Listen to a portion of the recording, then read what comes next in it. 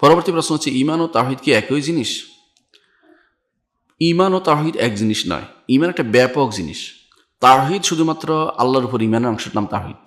আল্লাহর উপর ঈমানের অংশের নাম তাওহীদ। কেউ আল্লাহর উপর ঈমান আনলে সে তাওহীদ ঠিক হয়েছে, ঈমান বিল্লাহ বলে এটাকে। আল্লাহর উপর ঈমানের অংশের নাম তাওহীদ। আর যেগুলো আছে, মালায়েকাদের উপর ঈমান আছে, কিতাবের উপর ঈমান আছে, রাসূলদের উপর ঈমান আছে, আখিরাতের উপর ঈমান আছে, তাকদীরের উপর ঈমান আছে, বাকি যে 5টি জিনিস এই ঈমানের বাড়তি জিনিস, অর্থাৎ এগুলো ঈমানের সাথে সম্পৃক্ত, তাওহীদের সাথে সম্পৃক্ত নয়। তাওহীদ হচ্ছে শুধুমাত্র রব্বুল আলামিনের সাথে সংশ্লিষ্ট বিষয়টার নাম হচ্ছে তাওহীদ। আর বাকি যেগুলো আছে এগুলো হচ্ছে ঈমানের অন্যান্য রোকন। ঈমানের প্রথম রোকনটির নাম তাওহীদ, ঈমান বিল্লাহর নাম তাওহীদ। হ্যাঁ, কোনো ঈমানের অন্যান্য যে সমস্ত রোকন আছে এগুলিও কোনো না কোনো সূত্রে তাওহীদের সাথে গ্রথিত। কেন? আমরা জানি যে তাওহীদ কিসের নাম? তাওহীদ হচ্ছে মূলত যে আল্লাহ তাআলার সাথে সম্পৃক্ত। এগুলো আল্লাহ তাআলার আফআলের সাথে সম্পৃক্ত যেহেতু, তো এগুলিও আল্লাহ তাআলার তাওহীদের সাথে কোনো না কোনোভাবে লিঙ্ক আছে, সম্পর্ক আছে।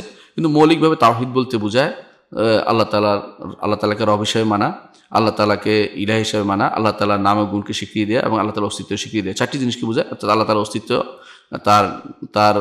তাকে রব হিসেবে মানা,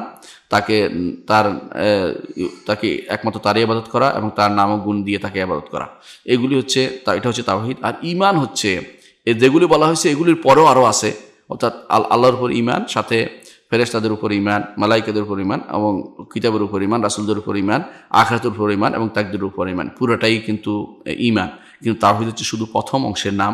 আর বাকিগুলো তাওহীদের সাথে লিঙ্ক থাকবে, কিন্তু পুরোপুরি সেটাকে তাওহীদ বলতে পুরোটা বোঝায় না। এই জন্য তাওহীদ সাব্যস্ত করার অর্থই হচ্ছে আপনি ঈমানের প্রথম ধাপে প্রবেশ করলেন।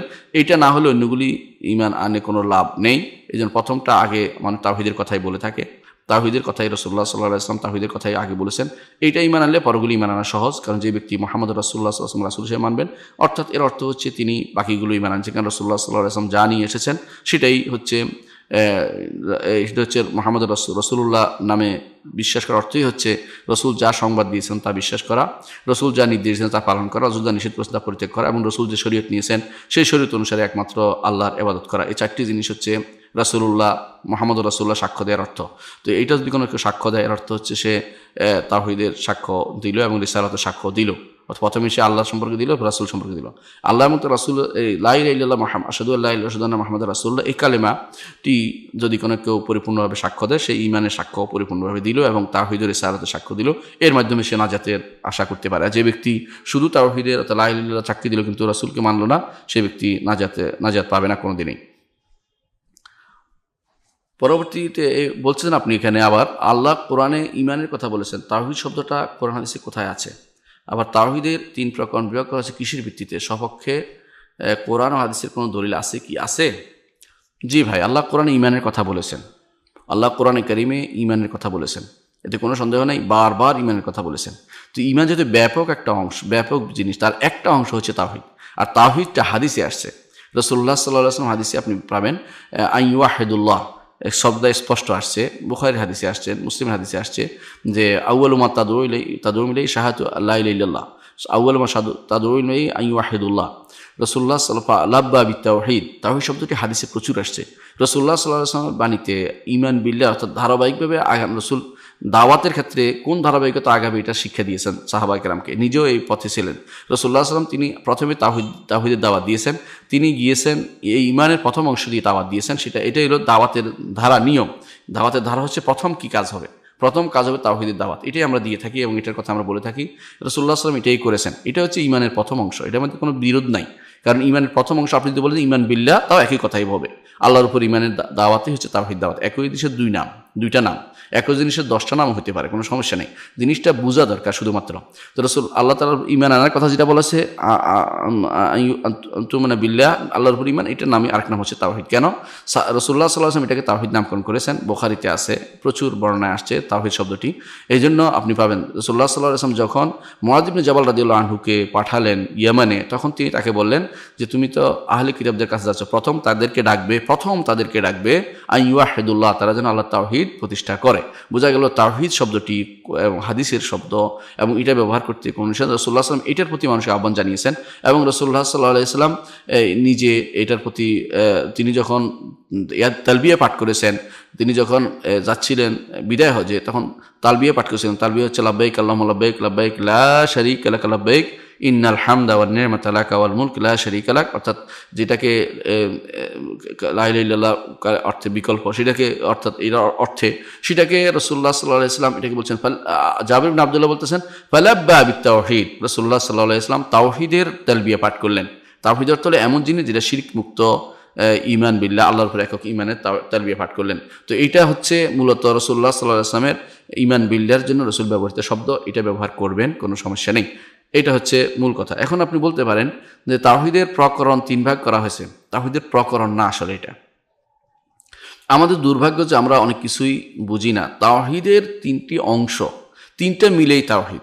এটা 3টা না 4টা আরও 10টা আপনি বলতে পারেন, কোনো সমস্যা নেই।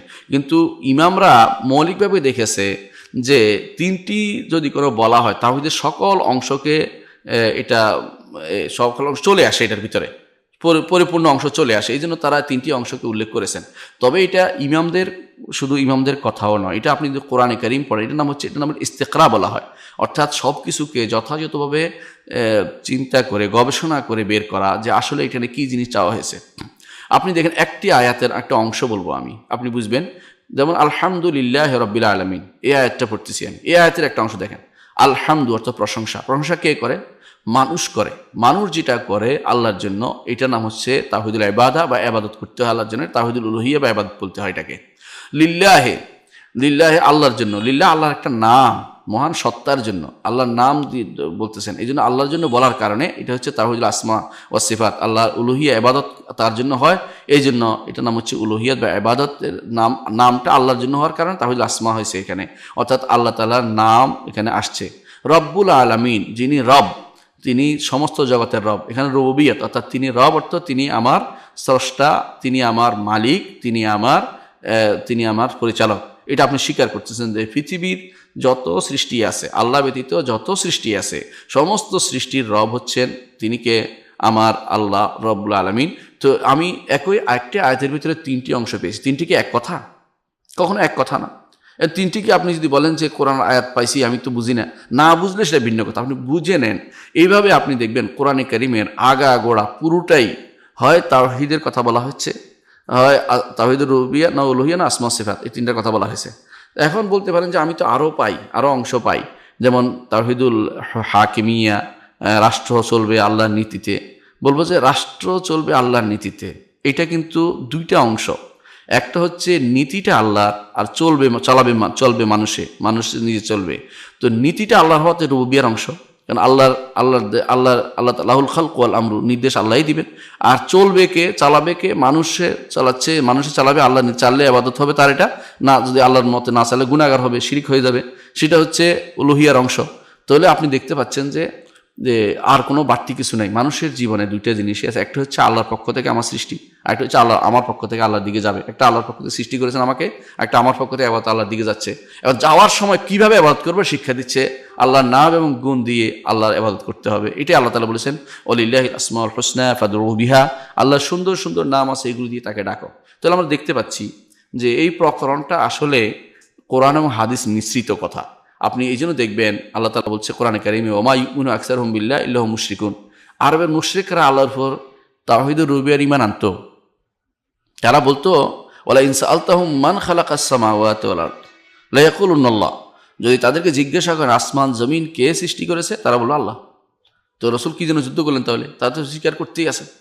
ওমা ইয়ামলিকুস সামা ওয়াল আবসার, কে তোমাদের শ্রবণেন্দ্রিয় এবং তোমাদের কর্ণকুহরের মালিক, দেখার মালিক কে?